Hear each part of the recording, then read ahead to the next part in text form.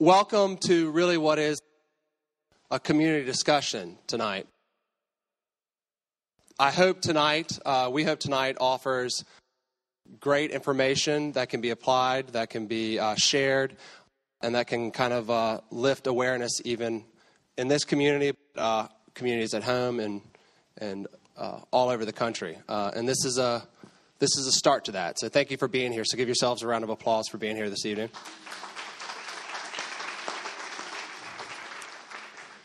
There are some thank yous that I want to make sure that we all participate in, and that is really to three organizations that made this possible and bringing this Grief Summit to us this evening. So I would like to recognize Drew Bircher at Bon Secours Bereavement Center.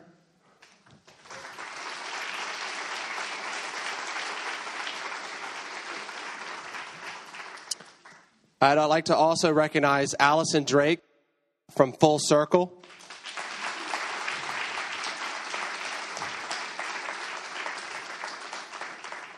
And Lloyd Osgood from Comfort Zone Camp.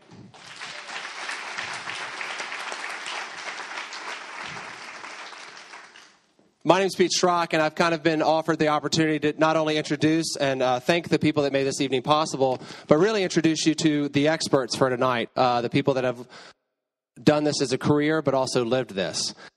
So I'd like to take a minute to recognize Meredith Bryant, the founder of Annabelle's Angels.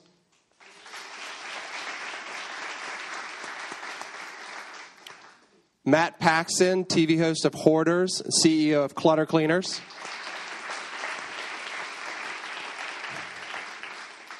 Reverend David Knight, St. Mary's Episcopal Church.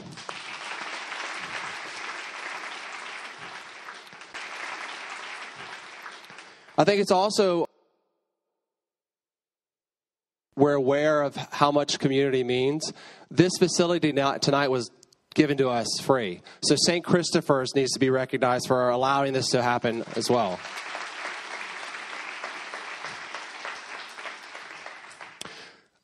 Now it is my honor to introduce who's going to kind of navigate through the evening with us and really steer the conversation and help bring it to the forefront. And that's Maria Trozzi.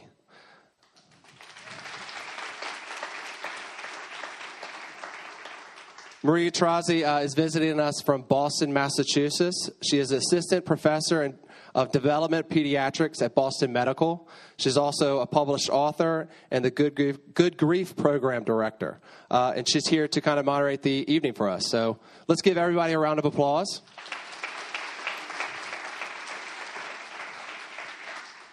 And I'm going to kind of hand it over to you, Maria. Hey, good evening, everybody. It is truly my privilege to be here and to moderate a discussion. I think community holds the future for how individuals navigate a journey that they never expected to be on. And this is a perfect example of how community can hold individuals and support them. Certainly the groups that have made this possible know all about that. They are the experts. And the individuals that we're going to hear from tonight, they are the experts as well, because they have really found where community has held them. But I must start by saying how impressed I am that we could fill this room tonight on a Thursday night to have people come out and talk and to listen and to discuss about that journey that we know as a grief journey. So I just have to tell you how impressed I am and how delighted I am to be here with all of you. You know, losses are inevitable. We know that. But transformation is not inevitable. That is how people manage their pain, their suffering, how they go about that. When, in fact, there is something that happens in their journey that helps to transform that suffering and that pain to a place where they get to do what all of us wants to do, which is to be able to live and love more fully. That's what tonight is about. But not about just their individual stories, but you as a community that will get to witness this and bear witness to their stories. So I think that's what really excites me, because I'm looking at the audience. I see some mature people here. And what I can assume is that many of you have had to walk a journey that you didn't expect to be on, that had suffering. But for the most part, it was an individual journey. For the most part, you felt isolated from your community. And the organizations that have made this possible tonight and how we sustain people's resilience, how we help to transform suffering to a place of resilience, I think that we have a secret tonight to share, and you are bearing witness to it and will be participating in. So I couldn't be more excited to be here with you. Tonight we're going to talk about what helps. We're going to talk about creating a narrative. These brave individuals that agreed to be on the stage telling their narrative will unfold for you a story of their suffering and their story. And I will help to moderate and really find the threads that are similar, although their stories are so different. We're also going to have an opportunity for you to get up to the microphone and ask questions of them. You certainly can ask questions of me as well. And I think that that's really what matters, that community can be so involved. So we will make sure that this is not for talking heads. This is going to be an opportunity for all of us to be together and to share what we've learned. Does that make sense to you? Is that good? These individuals will share their story that happened 7, 12, and 15 years later. They have, in fact, a narrative, and I use that term carefully. I had the opportunity before tonight to talk with them, to interview them by phone from Boston, and I've done that in the past week. And what I can tell you is that they actually do have a narrative to share.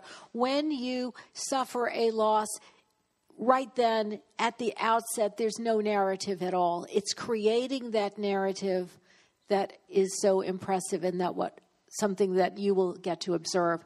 What does that mean? I think that we often start with what I call hysterical utterances, the first hysterical utterances of whatever I want to say, understand, believe, feel. And with time and with work, we get to create a narrative, and you will get to witness that. I did, and as I listened to David and Meredith and Matt, I heard a very well-formed narrative. They were able to very easily share their story. And it's not as though there's a place that it stops. It will go on, but they have done the work that was required so that they can actually articulate it. So I am so delighted that they have been willing to share their story with you. It's quite special, quite frankly, that they can put themselves out there for you. It's a real privilege for me to sit here, and I think for you too as well. We're going to talk a little bit also about what is this grief work that people talk about. People that see me in my practice say to me, I now know what the work is about, because boy, is this exhausting. And it is exhausting if you do the work. And the first few times that people would come to see me, they'll say, what are you talking about work? We're just chatting. And then they get to realize that as they scratch at the surface of what happened and how they feel and what the dynamics are, and what it means to walk this path. It's not a sprint. It's a marathon. They didn't expect to be on it. They found themselves on it. What about the community is helpful? Where does the community actually hold us when we need it? And so I think that doing work involves community, because none of us is isolated, but grief is isolating. And so I think that will be one of the lessons that I have learned in the 20 years of doing work, trying to promote resilience when bad things happen in communities, when bad things happen to children, to families, in schools, and in communities. How can the community hold us? And so it helps the work become easier. I often use the metaphor that if I'm holding 10 pounds of cement It's pretty burdensome, but if I say to Meredith, will you hold it with me? Each of us is holding only 5, and it's already much easier. That's the essence of community. How do we reach out to community? How does community reach out to us? How do you actually, what language do you use? How do you get it right? We know what sometimes is incorrectly said. Good intentions, but not correctly said. How do you get it right? How do you really offer your hand to walk that journey? All of these are points that I hope that when we leave tonight, we're going to leave with our head full of these ideas. So, we have a lot to talk about tonight.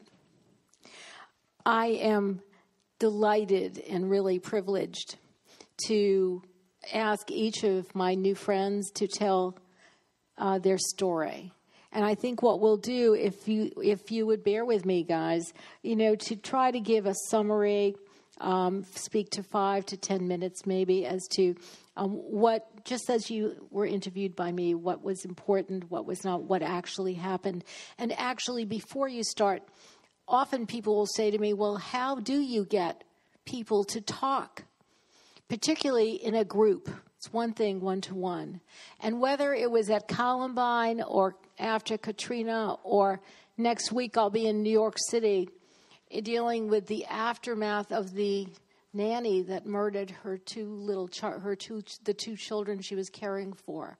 There will be a large community gathering actually at a church where they need support to understand how they can help their children, how they can actually leave their children with a nanny ever again, how they can feel safe physically and emotionally. And in doing that, what's very, very important is to be able to authentically share that story. And so tonight we're going to get a chance to do that. So, David, would you start? Would you be able to unfold that story? And I always like to start with 4 words. How do I do it? I say, tell us what happened.